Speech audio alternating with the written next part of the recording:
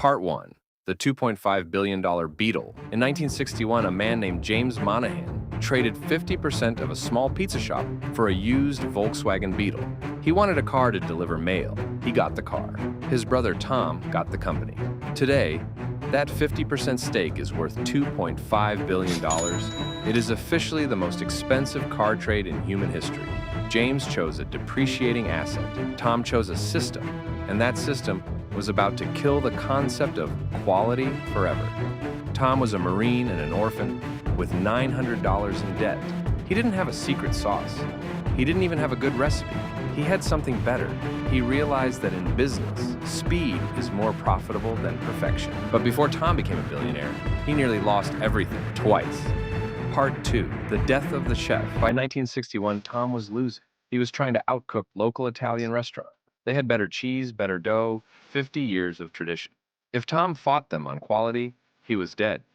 So he did the unthinkable. He stopped trying to make good pizza. He realized his customers weren't food critics. They were hungry parents and hired college students. They didn't want a gourmet meal. They wanted a problem solved. He discovered the brutal law of the fast food game. Convenience beats quality 10 times out of 10. He slashed the menu. He fired the chefs. He deleted every topping that slowed down the line. He narrowed it down to 2 sizes and 1 drink. Why? Because complexity is the enemy of scale.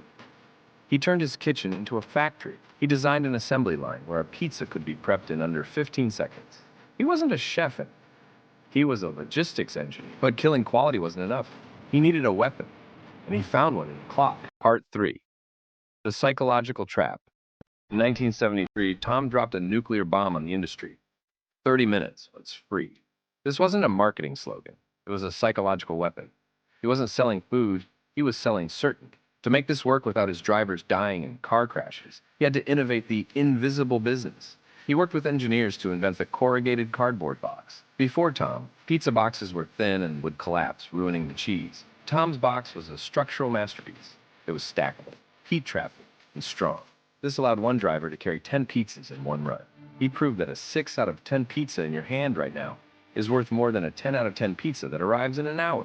He wasn't selling dough. He was selling time, but the guarantee was only half the trick. The real innovation was something nobody saw coming. Part 4. The Asset-Light Fortress. While his rivals built massive, expensive restaurants with seating and waitstaff, Tom did the opposite. He pioneered the asset-light model. No tables, no chairs, no silverware, just a kitchen, a phone, and a parking lot. His overhead was near zero. He used that saved cash to fortress his territory. He would open 5 tiny stores in a single neighborhood, placing them so close together they cannibalized each other. Why? To make it physically impossible for any other shop to deliver faster. He built a wall of speed around his customers. He didn't share the market, he suffocated it. But suffocating the market locally wasn't his endgame. Tom was about to think much, much bigger. Part 5. The Tech Company in Disguise. By the 1980s, the orphan from Michigan was a billionaire. He bought the Detroit Tigers and private islands. But his real achievement was the machine. In 1998, he cashed out for $1 billion. But the machine kept evolving. Today, Domino's is effectively a tech company that happens to sell dough. Their GPS tracking and AI ordering are built on the foundation Tom laid in 1960. Their stock has historically outperformed Apple, Amazon, and Google. Why? Because the system is more scalable than the product. But the man who built all of this, he walked away. And what he said next will change how you think about success. Part 6. The Brutal Truth. Tom Monaghan is a slap in the face to every entrepreneur waiting for a perfect idea. He didn't have a culinary degree. He just solved 2 human problems: hunger and time. He proved you don't need to be a genius.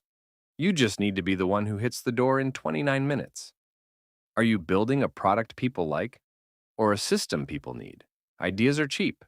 The system is worth billions. Stay sharp, sub, or get outsmarted. See you in the next one.